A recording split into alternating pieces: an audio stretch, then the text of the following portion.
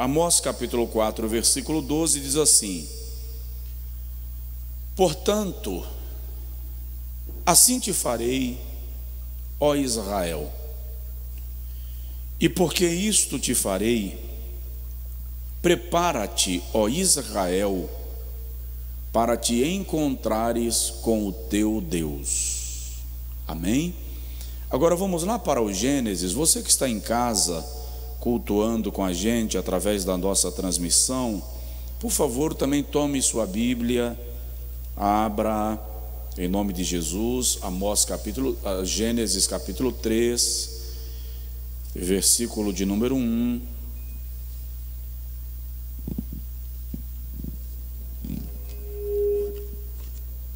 Aí nós vamos ler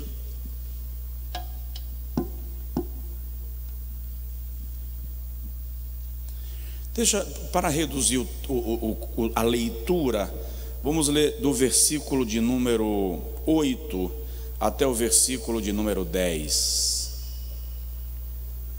Gênesis capítulo 3, versículo 8, 9 e 10. Diz assim: e ouviram a voz do Senhor Deus, que passeava. Ele o quê? Passeava no jardim pela viração do dia, e esconderam-se Adão e sua mulher da presença do Senhor Deus entre as árvores do jardim. E chamou o Senhor Deus a Adão e disse-lhe: onde estás? E ele disse: ouvi a tua voz soar no jardim e temi, porque estava nu e me escondi. E Deus disse: quem te mostrou que estavas nu? Comeste tu da árvore de que te ordenei que não comesses? Diga amém. Amém? Agora diga comigo: Senhor, fala conosco, em nome de Jesus. Amém. Podem sentar os que estão presentes, os que estão em casa, vamos juntos cultuando ao Senhor e meditando um pouco na sua palavra. Eu disse aos irmãos no domingo passado, relembrando, na verdade, mencionando, nós estamos vivendo um tempo muito atípico, muito diferente de tudo que já se viveu, pelo menos no que nós vamos chamar de nossa geração, certamente diferente de tudo que se viveu no último século. Hoje eu falei muito rapidamente com um pastor na Europa, e ele falando das dificuldades que tem passado lá por conta desta epidemia, deste isolamento. E eu mencionei para ele, talvez seja a primeira vez na história que pessoas de todos os continentes, dos países desenvolvidos, dos países em desenvolvimento e dos países subdesenvolvidos, ricos e pobres, doutores e leigos, a despeito da cor da sua pele, estão vivendo exatamente o mesmo problema e a mesma dificuldade. E domingo passado eu falei aqui com os irmãos de como a igreja está sendo tratada por Deus neste tempo adverso. E me perguntei se Deus de algum modo está nos confrontando o mundo e confrontando a igreja. E vamos estudar um pouco sobre esse assunto pelo seguinte: precisamos compreender que Deus não fica alheio aos atos humanos. mesmo quando ele não dá resposta imediata, não significa que ele está distante, que ele não se importa. É que Deus é longânimo, e Deus é eterno. E quem tem como um dos seus atributos a eternidade, não precisa ter pressa,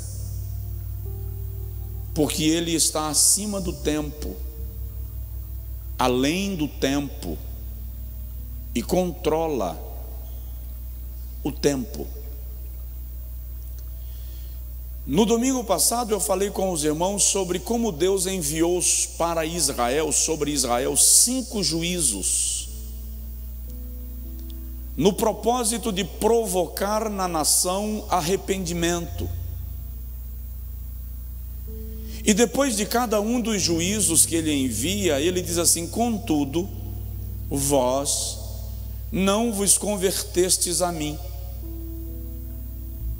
E do terceiro em diante, ele diz: contudo, nem mesmo assim vós vos convertestes a mim.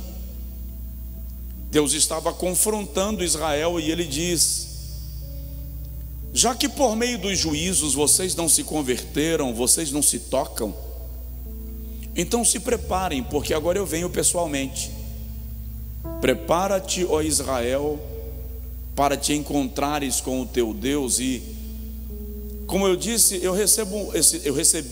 recebi muitas vezes esse texto para ministrar em eventos, como se fosse uma mensagem de arrebatamento. E na verdade é o Senhor dizendo: eu venho para conversar com vocês sobre o que vocês têm feito, a maneira que eu tenho respondido, reagido, e vocês não dão atenção ao meu brado e ao meu grito. Vamos pensar um pouco de como Deus tratou com o pecado de Adão,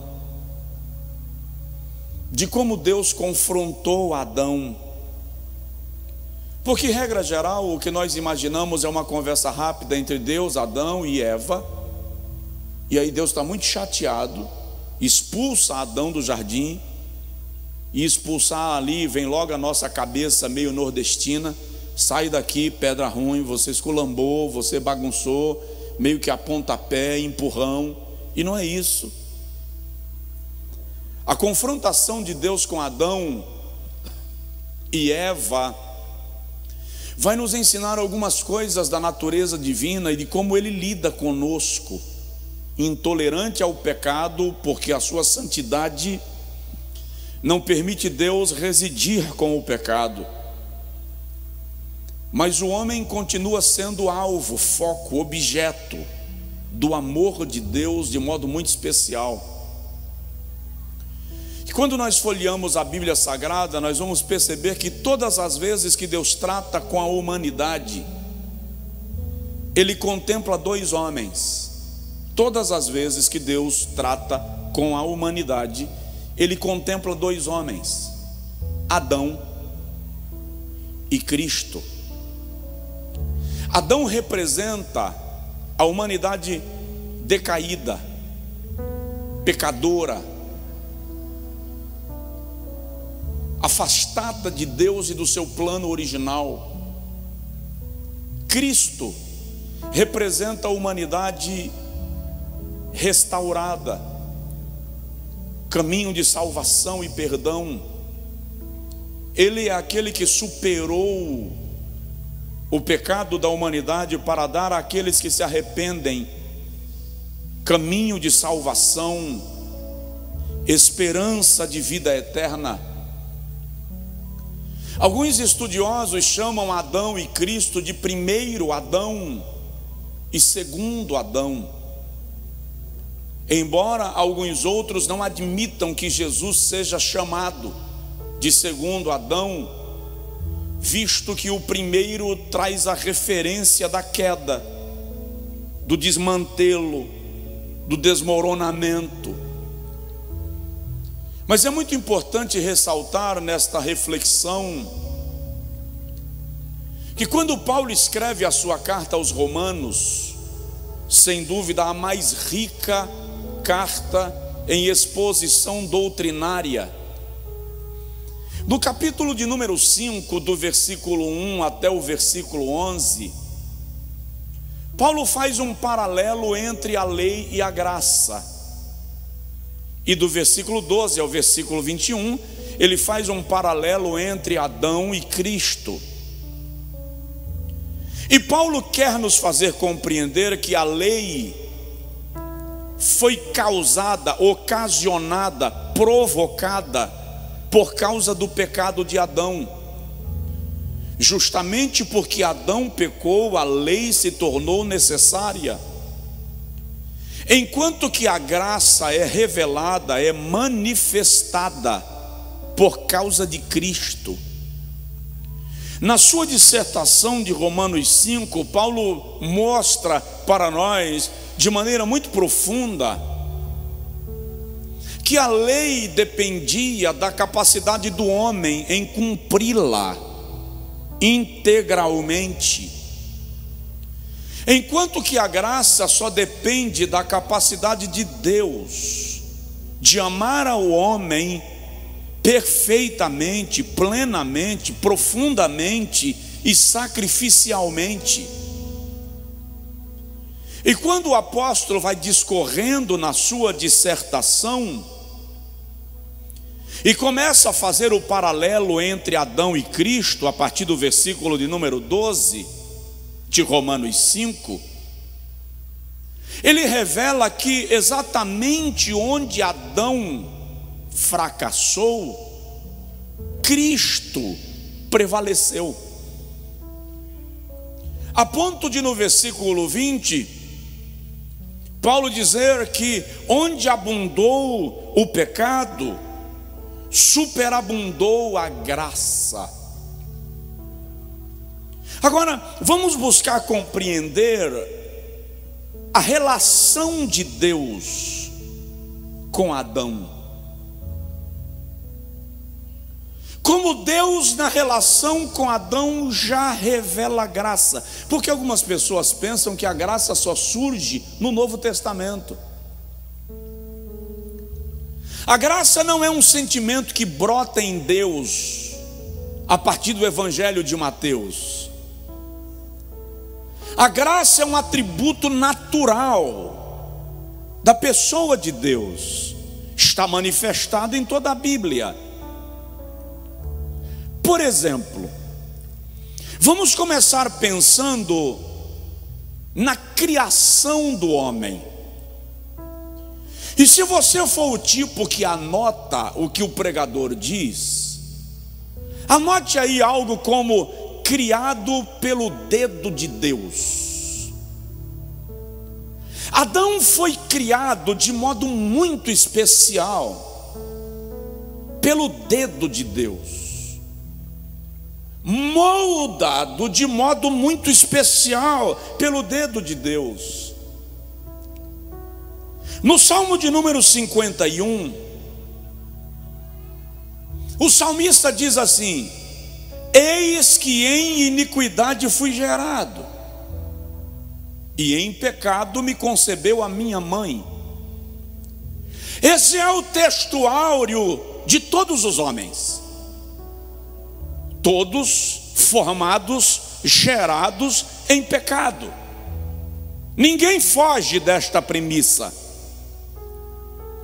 Mas acerca de Adão se diz assim: façamos o homem à nossa imagem e conforme a nossa semelhança.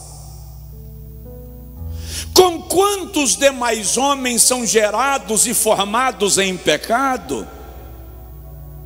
Adão foi criado à imagem e semelhança de Deus, sem pecado, perfeito, santo.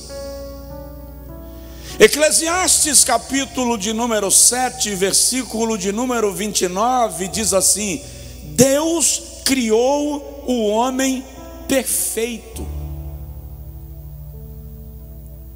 E olhe, observe que desta criação,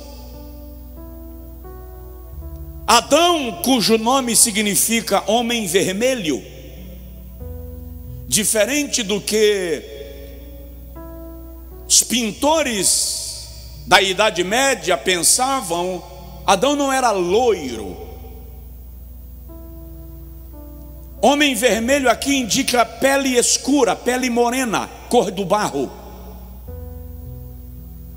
Deus cria o homem à sua imagem, à sua semelhança, e a Bíblia diz que Deus forma. Olha a diferença. Toda obra criada, ou de toda obra criada, a Bíblia diz: haja. E disse Deus: haja. Do homem ele diz: façamos. Gênesis capítulo 2, versículo 7 diz assim: e formou o Senhor Deus o homem do pó da terra. O formar ali indica claramente que Deus trabalhou a moldagem do homem.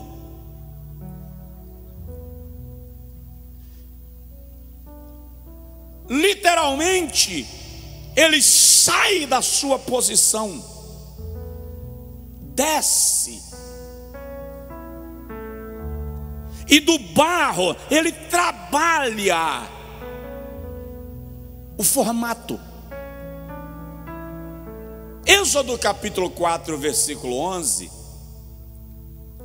Quando Moisés está argumentando com Deus a sua incapacidade de ir conversar com o faraó, o Senhor diz assim: quem fez o olho do homem?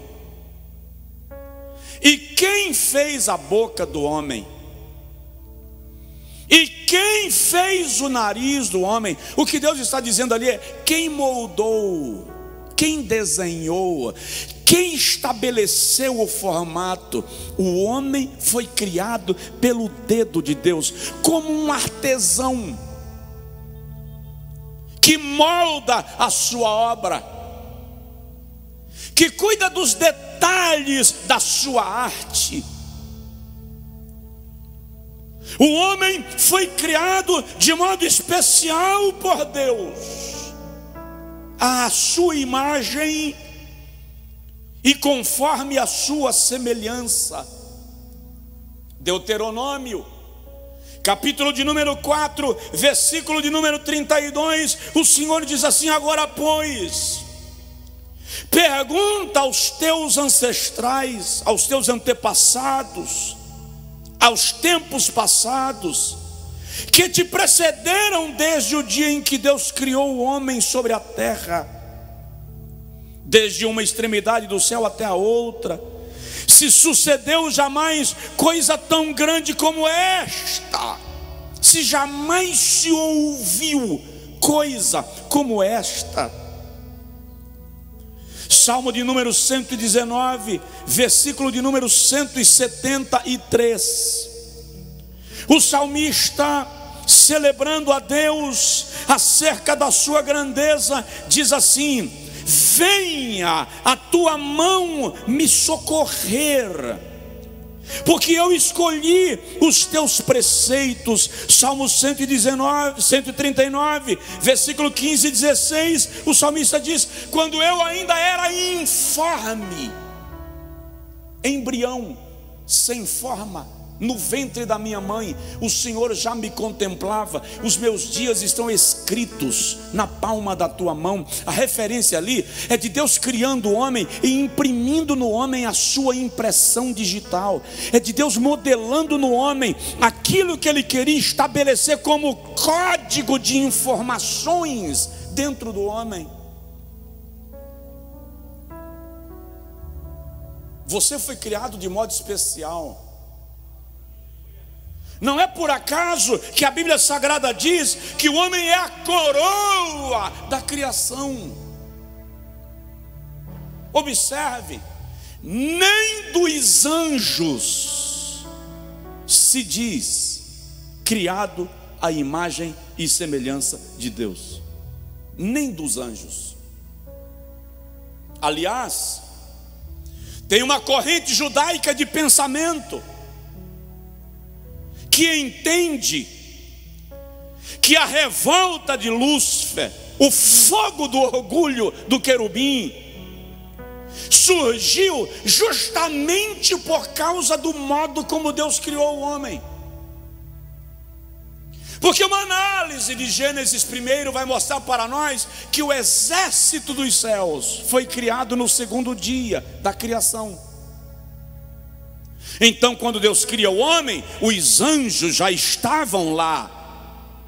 E por favor, quando você pensar em dia da criação, não dá para se firmar na ideia de dia de 24 horas. Não há base para argumentar que o primeiro, o segundo, o terceiro, o quarto, quinto, sexto dia são dias de 24 horas. Há estudiosos que pensam em eras geológicas. Fato é que quando Deus cria o homem à sua imagem e semelhança, o querubim ungido para proteger, que a Bíblia chama de padrão de beleza, aferidor de medida, onde ele estava, a glória se manifestava. Ele olha e vê Deus criando alguma coisa do barro e dizendo: será feito à minha imagem e conforme a minha semelhança. Dentro dessa corrente de pensamento, é por essa razão que o querubim ungido em Isaías capítulo 14, versículo 14 diz assim: exaltarei o meu trono e serei semelhante ao Altíssimo. Porque ele não foi criado à imagem e semelhança do Criador, mas você foi. Provoca aí alguém que você possa apontar o dedo e diga assim: você foi.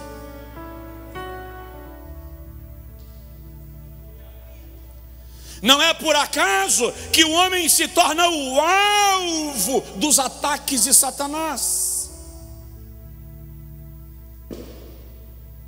que o adversário, que Satanás se torna o inimigo contumaz, o arqui-inimigo do homem. Por quê?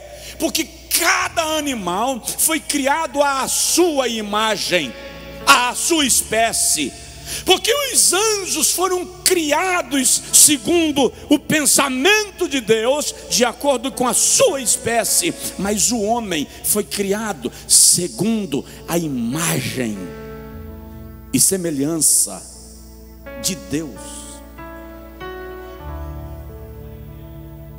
Então, não justifica Adão querer pecar para ser igual a Deus.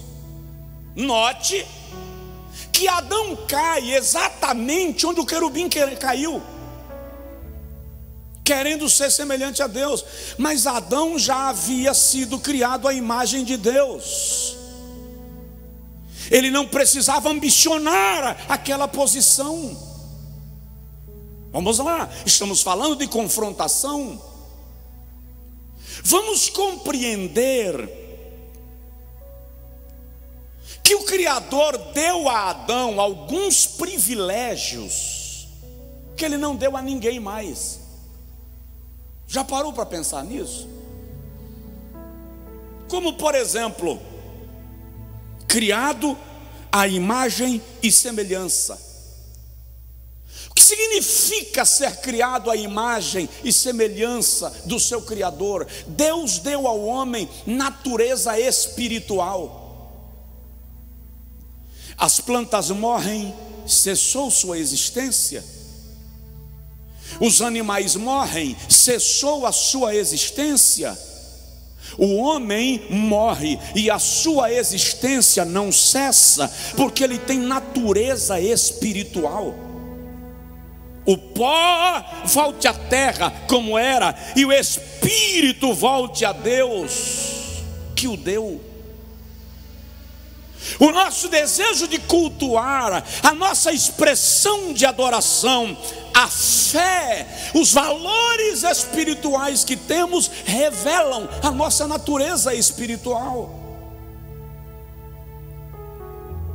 O homem foi criado à imagem de Deus em sua natureza tricotômica: corpo, alma e espírito. Ainda que alguns entendam que o homem é uma dicotomia, apenas corpo e espírito, há razões para crer que ele é uma tricotomia, ou seja, três partes interligadas, interdependentes e interexistentes. Isso começa no texto áureo da criação do homem, Gênesis 2:7. E formou o Senhor Deus o homem do pó da terra, corpo, e soprou nas suas narinas espírito de vida, espírito, e o homem foi feito alma vivente, alma. Então, em Gênesis 2:7, nós já encontramos a dicotomia. O homem é formado, repito, de três partes interdependentes que coabitam inseparavelmente.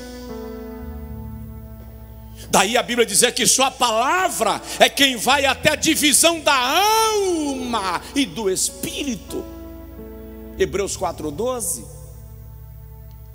Salomão, em Eclesiastes 12, diz que o corpo é um vaso de barro, a alma é uma taça de prata e o espírito é um copo de ouro. E isso nós precisamos entender. Por que às vezes, quantas vezes servos de Deus morrem de forma estranha?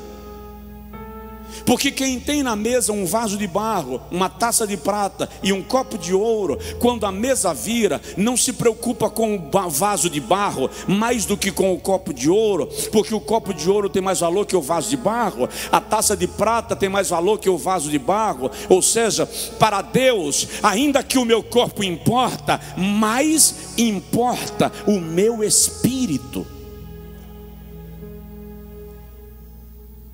O homem foi criado à imagem e semelhança de Deus em sua natureza intelectual, sua capacidade de pensar, raciocinar, decidir, sua razão, a capacidade de mudar o ambiente que o cerca, de conhecer a verdade, a mentira, de usar o bom senso. Isso é natureza intelectual. O homem foi criado à imagem e semelhança de Deus em sua natureza moral, o senso de certo e de errado, o desejo pela perfeição, o desejo por melhorar. O homem também foi criado à imagem e semelhança de Deus em sua natureza criadora. A capacidade de criar, de construir, de melhorar o ambiente, de construir caminhos que melhorarão a sua vida. Isso é da natureza divina, além da natureza imortal, porque a morte física não cessa a nossa existência. O homem foi criado para viver eternamente. São privilégios que Deus deu ao homem. Um outro privilégio que Deus deu ao homem foi fôlego de vida. Mesmo que você está aí com a máscara e ela está atrapalhando sua respiração, que só a graça, até você acostumar, você fica sufocando de vez em quando. Mas faz assim, ó, faz assim, ó.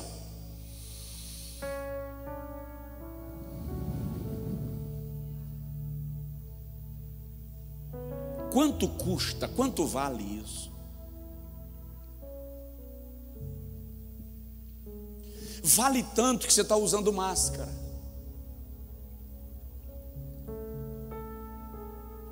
Fôlego de vida, no texto bíblico, é mais do que capacidade de respirar, é ruach,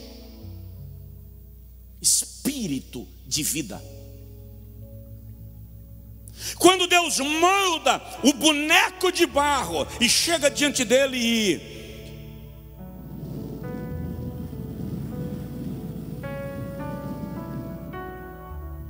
ele estava compartilhando a sua essência,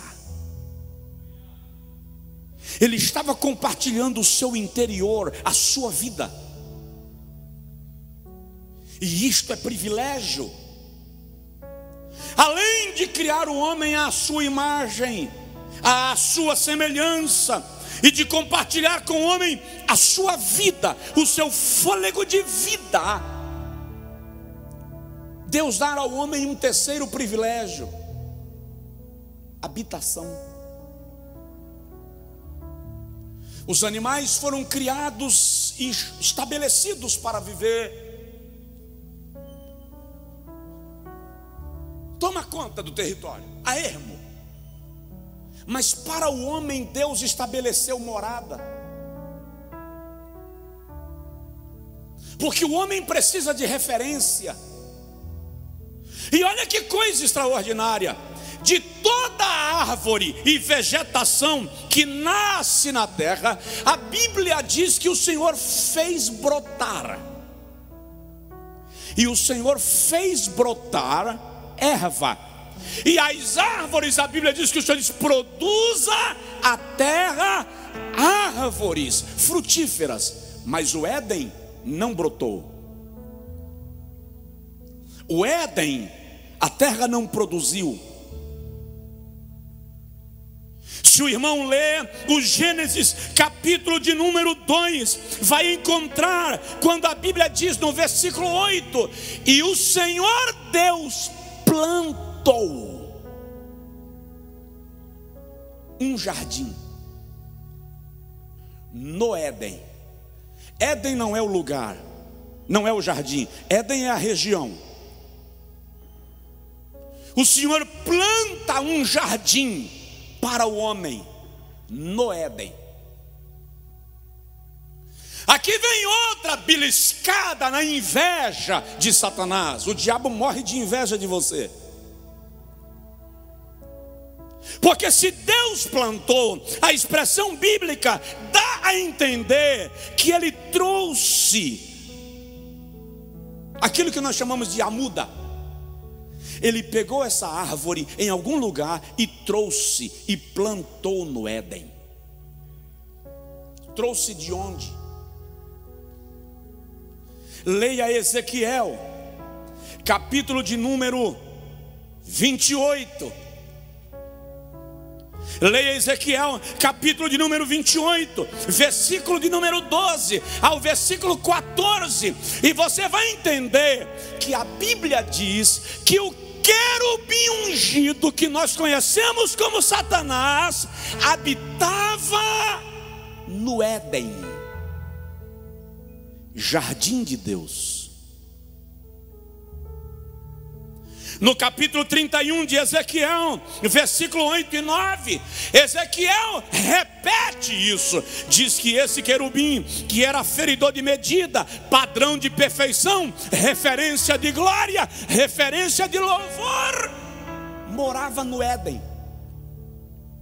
O lugar onde estava o seu trono, o seu reino, porque ele era um príncipe. Tanto que ele diz: exaltarei o meu trono. Ele tem um trono, ele era um principado. Se chamava Éden. Quando ele se levanta contra Deus, ele é deposto da posição, lançado abaixo, humilhado na terra. E o Éden, que era seu lugar, o Criador pega e traz para o homem morar. Então o Éden não é um lugar bonito. O Éden é um lugar esplêndido, belo, espiritual, perfeito. Se você fizer as conexões bíblicas, depois do pecado do homem, Deus pegou o Éden e levou-o para a Nova Jerusalém. lá está a árvore da vida, lá está o rio da vida. Os salvos, quando ocorreu o arrebatamento da igreja, que nós entrarmos no estado eterno, voltaremos para a posição da criação original, no Éden. Ah, você não entendeu. Você vai viver no jardim de Deus, no lugar da comunhão, no lugar da intimidade, no lugar da perfeição. É por isso que Satanás está lutando contra você, porque ele conhece o lugar onde você vai morar. É por isso que o diabo quer te desviar da presença de Deus, porque ele não quer que você vá para lá. É um derrotado que quer derrotar a todos quantos servem a Deus. Mas o sangue de Jesus Cristo é a vitória daqueles que confiam no nome do Senhor. Quem pode dar glória a Deus aqui em casa e celebre?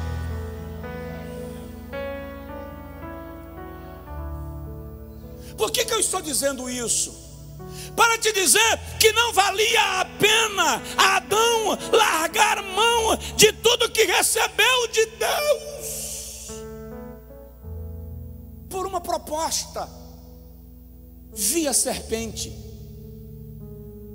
Porque as pessoas discutem sobre o fruto, e alguns invocaram que é uma maçã desde a Idade Média. A questão ali não é o fruto, a questão ali é o princípio, a obediência, a submissão. Então Deus dá a Adão, primeiro privilégio, imagem e semelhança. Segundo privilégio, fôlego de vida. Terceiro privilégio, uma habitação espiritual no mundo físico. Quarto privilégio que Deus dá a Adão, uma adjutora. Ei, adjutora é mais do que mulher. Nós transformamos o termo em esposa, mas adjutora ali é alguém semelhante, mas não igual, compatível. Que incrível! Deus em sua perfeição, porque Deus é completo em si mesmo. E quando nós estamos completos e realizados, normalmente nós não percebemos quem está incompleto e deficitário perto de nós, porque nós nos realizamos em nosso mundo.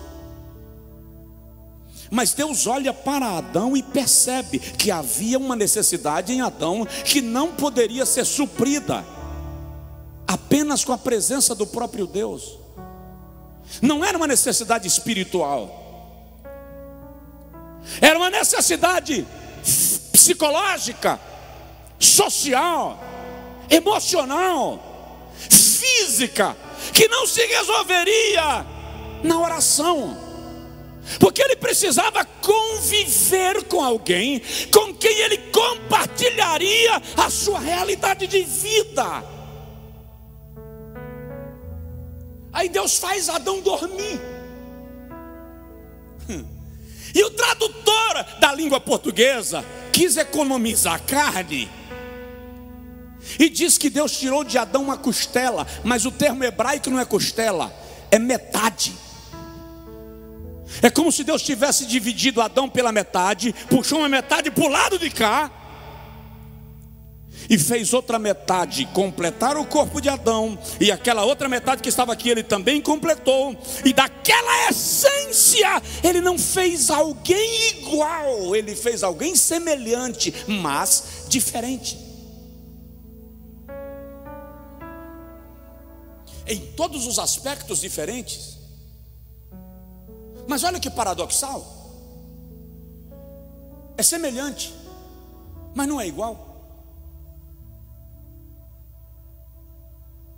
Mas Deus estava preenchendo a lacuna do homem. Tamanho o cuidado de Deus com Adão, que ele preenche a lacuna, ele completa. Porque Deus não queria deixar nada que justificasse o coração de Adão sofrendo mal-estar. conforto. Eu vou te fazer pleno, Adão, integral, completo. Te dou a minha imagem e semelhança. Então espiritualmente você não depende de ninguém, apenas de mim, porque sou a tua imagem e semelhança, sou a matriz. Te dou moradia, te dou cobertura, um ambiente espiritual no mundo físico. Te dou a minha essência de vida e te completo emocionalmente, fisicamente, psicologicamente e socialmente. O que você quer mais? Vou te dar mais um privilégio: intimidade. Deus, o Criador, dá a Adão intimidade. O texto bíblico diz que na viração do dia, o Senhor vinha conversar com Adão. Imagina aí, você está em casa, 5 da tarde, o dia está caindo, viração do dia, a campainha toca. Quando você abre a porta, Deus, o Criador, o Todo-Poderoso, vim tomar o chazinho da tarde com você. Eu vim tomar o café do fim do dia com você. Vamos dar uma caminhada no jardim, que eu quero conversar com você para eu saber como você está. Eu quero que você converse comigo. Você já parou para analisar o privilégio dessa visita?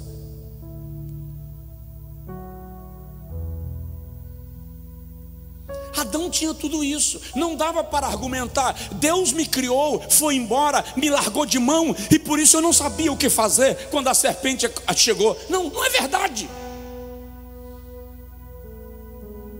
O Senhor estava lá todo dia, a amizade era íntima. Adão tinha o privilégio que eu e você ainda não tivemos: conversar com Deus tete a tete. Oh, Anagassuri Iman Choramadagai.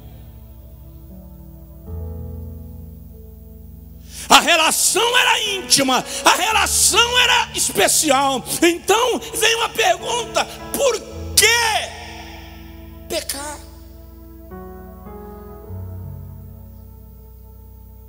Por que quebrar esta relação?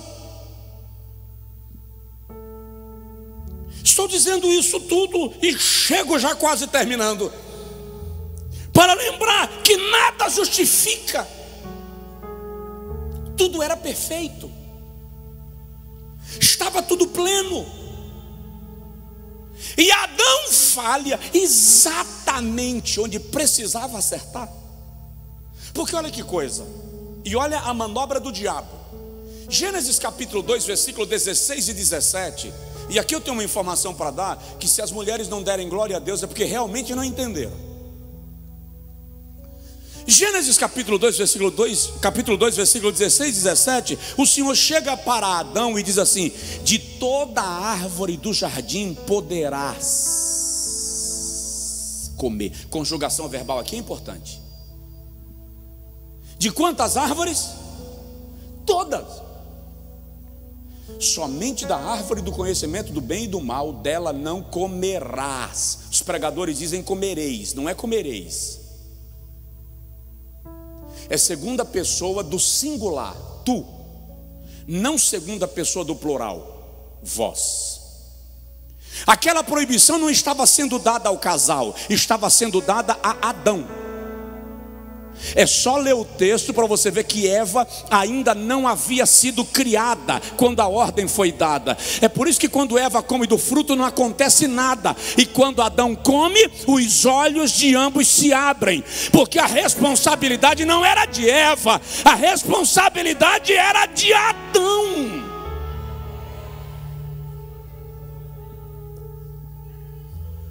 Ele era o guardião da raça humana.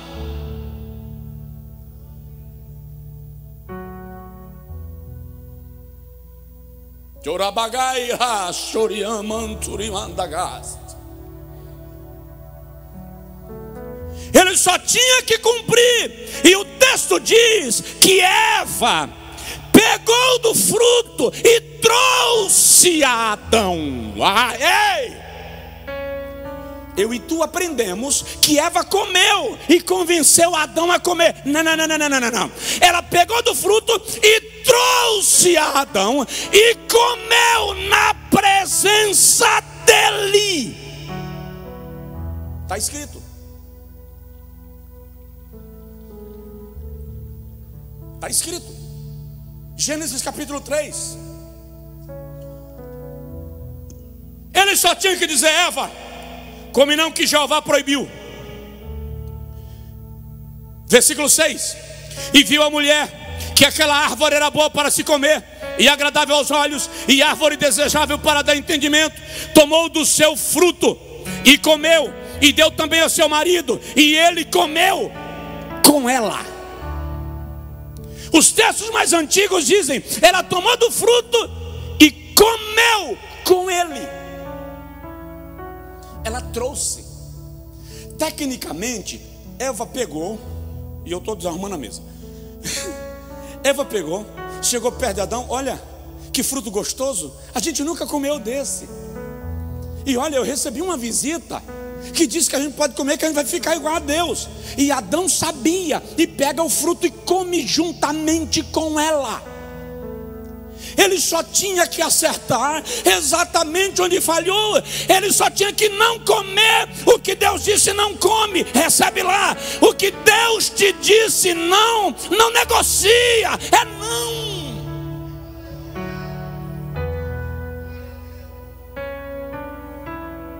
Ele comeu com ela. Ao longo da história, a tradição religiosa malignizou a mulher, endemoniou a mulher, ao ponto de, em alguma época da história, a mulher ser tratada como a personificação do demônio, porque ela é culpada pela queda do homem. Não. Jeová disse a ele: de toda árvore do jardim poderás comer, mas da árvore do conhecimento do bem e do mal, dela não comerás, porque no dia que dela comerdes, certamente morrerás. Não é morrereis. Versículo 16 e 17. Só no 18 que Jeová diz: não é bom que o homem esteja só, far-lhe-ei uma adjutora. Ela é criada depois. Então Adão, como coroa da criação, só tinha que cumprir o seu papel. Agora é incrível, já vou terminar, que quando Adão come, não é só o olho dele quem se abre, o dela também. O olho de ambos se abriram e viram que estavam nus. É interessante observar que quando os olhos se abrem, Deus está dizendo: o peso da responsabilidade vem sobre os dois. Por quê? É uma doutrina bíblica neotestamentária. Na queda de Adão caiu toda a raça. Como ele é a primeira criação humana, tudo que vem dele veio contagiado por sua natureza pecaminosa.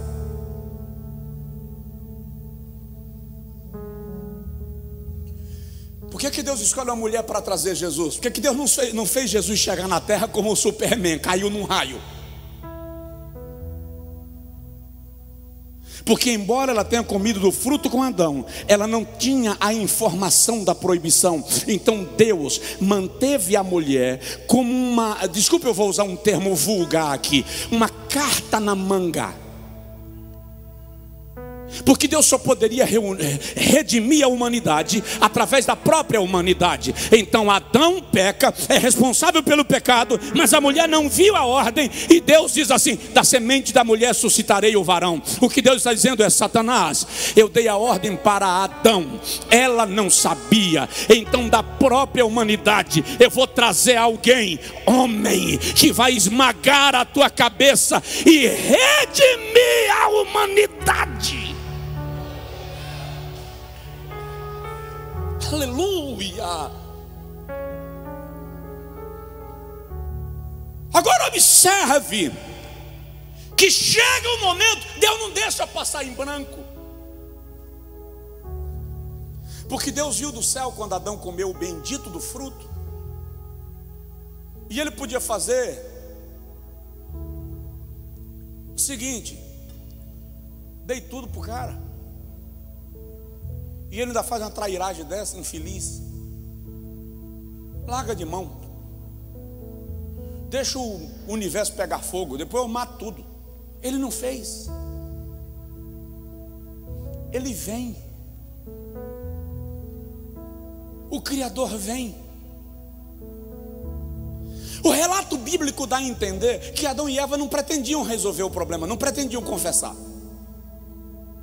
Eles pretendiam viver a vida, deixa a vida me levar, a vida leva eu. Fizeram roupagens de folhagens de figueira. Figueira representa obras humanas, por isso que Jesus não diz eu sou a figueira verdadeira, ele diz eu sou a videira. Porque enquanto figueira representa obras humanas, a videira representa a obra de Cristo. Fazem vestes e dizem para si, está resolvido. De repente, diz o versículo 8, na viração do dia, ouviram a voz. Adão, onde estás, Adão?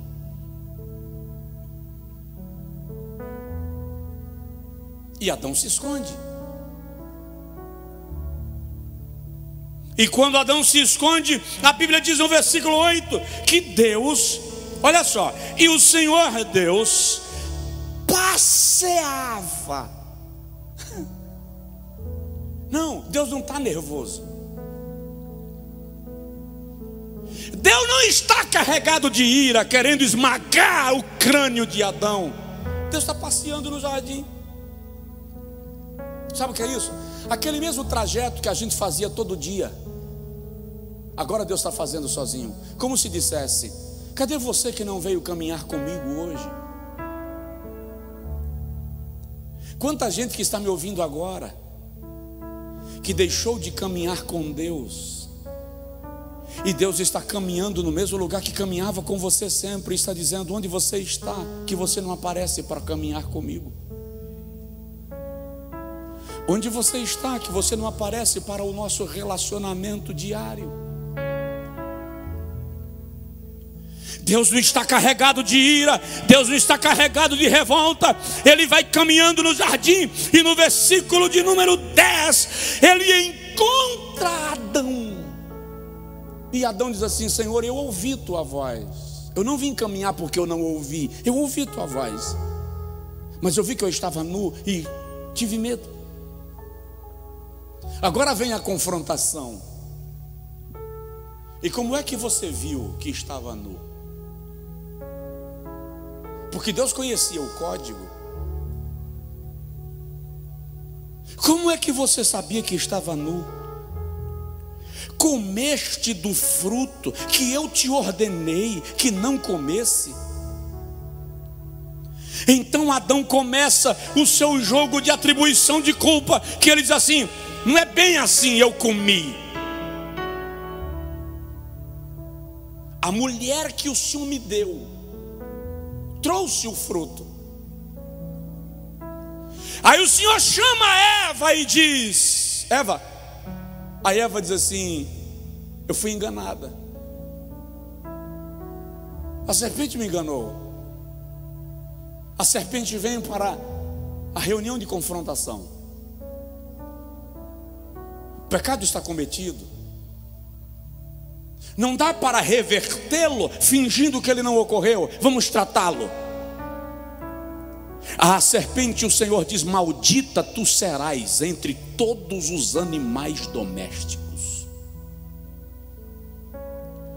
Ou seja, habitarás entre os homens, mas serás maldita. Sobre o teu ventre andarás durante o tempo da tua existência.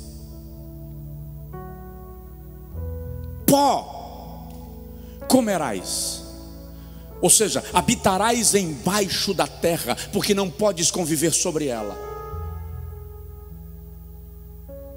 A sentença está dada, a maldição é lançada. Aí o Senhor vai e diz à mulher: aumentarei grandemente a dor da tua concepção. Dar filhos, gerar filhos, vai te causar incômodo. Só quem é mãe sabe o que isso significa. Em dor darás à luz filhos. O teu desejo será para o teu marido, e ele terá autoridade sobre ti. Aí o movimento feminista explode. Aí, se tiver feminista me ouvindo agora, está mordendo os dentes. É só entender a Bíblia direito, filha. O problema é que esse povo lê a Bíblia de ponta cabeça. Se lesse direito, estava perfeito. Agora olha a sentença sobre o homem. Maldita é toda a terra por tua causa. O homem recebe o peso de responsabilidade pelos danos que o mundo viveria. Do suor do teu rosto comerás o teu pão. A terra te produzirá espinhos e abrolhos até que voltes ao pó, porque a tua sentença final é a morte. Agora observe, a Bíblia diz que Deus fez para eles vestes de pele de animal. O texto hebraico diz peles frescas, ou seja, algum animal foi sacrificado ali para que Adão e Eva fossem cobertos. Já era a figura de Jesus, o cordeiro que seria sacrificado para que a humanidade fosse coberta pelo seu sangue e liberta do seu pecado de uma vez por todas. Só quem pode dar glória a Deus faça isso. Aí o texto diz que o Senhor expulsou o homem do jardim. Olha bem para mim, sabe o que é expulsar aqui? Não é chutar a pontapés. Expulsar aqui é isso aqui, ó.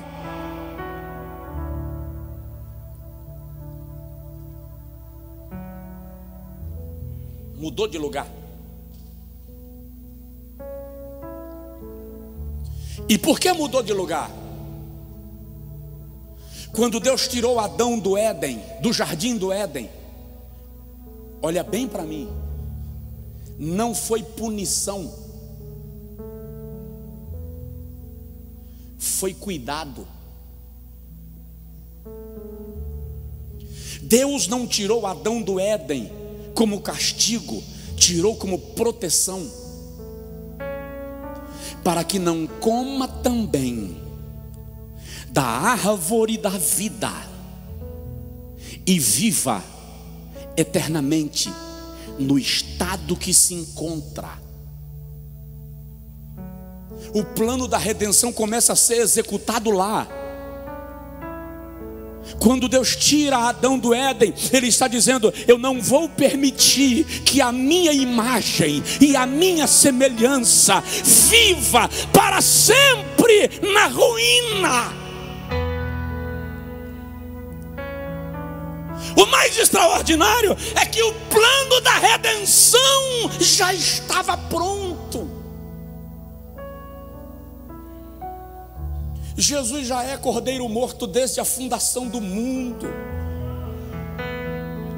Então quando Deus tira Adão do jardim e leva para outro lugar, Ele está dizendo: eu já tenho porta de escape, eu já tenho uma trilha aplainada, eu já tenho o caminho de salvação. Que caminho? Que a salvação da semente da mulher. Eu vou levantar o varão que vai esmagar a cabeça da serpente.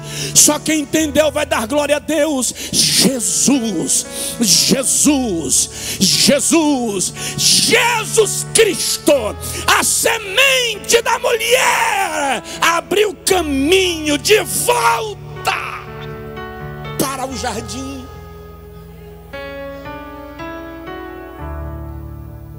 Então Deus não deixa o pecado de Adão passar, mas Ele não vem para esmagar o crânio de Adão. Ele vem para dizer: você causou um prejuízo, você se prejudicou, mas eu já sabia, e eu já planejei um escape, eu já planejei um caminho. Haverão consequências, haverão danos sobre a serpente, sobre a mulher, sobre Adão e toda a criação, mas o Calvário anula a condenação. O Calvário anula a destruição. Então Ele confronta Adão para resgatar. O que eu quero te dizer agora, querido, é que você já está caminhando de volta para o jardim. Quando você entregou sua vida a Jesus, você começou a caminhar de volta para o jardim. E o desafio é: começa essa relação de intimidade com Deus hoje. Já! E se alguém disser que isso é loucura, responde para o tal que, se o peso dessa loucura for comunhão com Deus, vale a pena ser louco. Se o peso dessa loucura for comunhão com Deus, vale a pena ser louco. Resgate o seu passeio com Deus, resgate comunhão, intimidade. Por isso que a igreja não se limita a ser física. Antes de ser física, ela é espiritual, porque o Éden era um lugar espiritual no mundo físico. A igreja é um plano espiritual no mundo físico. Por isso que fechar o templo não para a igreja, porque ela se manifesta fisicamente, mas ela é espiritual. Onde ela chegar, ela é igreja. Onde ela chegar, ela manifesta Deus. Onde ela chegar, a glória se revela. Em países comunistas é proibido ser igreja, é proibido cultuar, é proibido pregar o evangelho, mas a igreja está lá. As pesquisas dizem que no período das piores perseguições contra a igreja na China, foi quando a igreja mais cresceu. A igreja não parou na União Soviética socialista, a igreja não parou na Tchecoslováquia socialista, a igreja não parou em Cuba, a igreja não parou na China, a igreja não parou nas catacumbas de Roma, a igreja não parou na Inquisição. A igreja não para, porque ela não é física, ela é espiritual. Fica de pé, por favor, quem puder, em nome de Jesus. Os que estão aqui, os que estão em casa, ajoelha diante do sofá, ajoelha do lado da cama, fica em pé se você desejar, e exalta ao Senhor nesta noite. Engrandece ao Senhor nesta noite, porque Ele é Deus e não se esqueceu de você e não se esqueceu de mim. Pai, nós queremos caminhar contigo no jardim.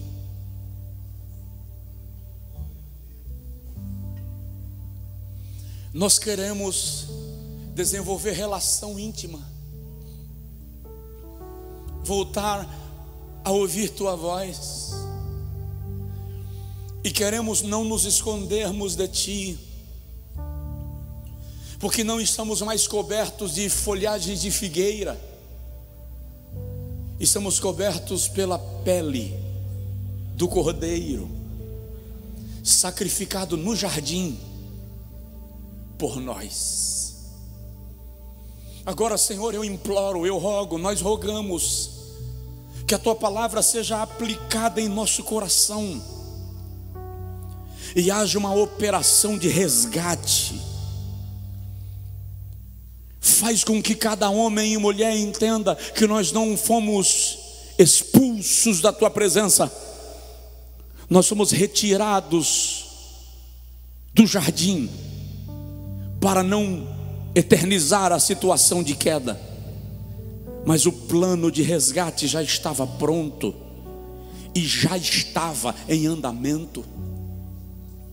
Agora, Senhor, nós rogamos em nome de Jesus, aqueles que estão cultuando ao redor do mundo nesta noite, sejam tocados pela presença do Senhor e sejam levados ou trazidos ao jardim da tua comunhão.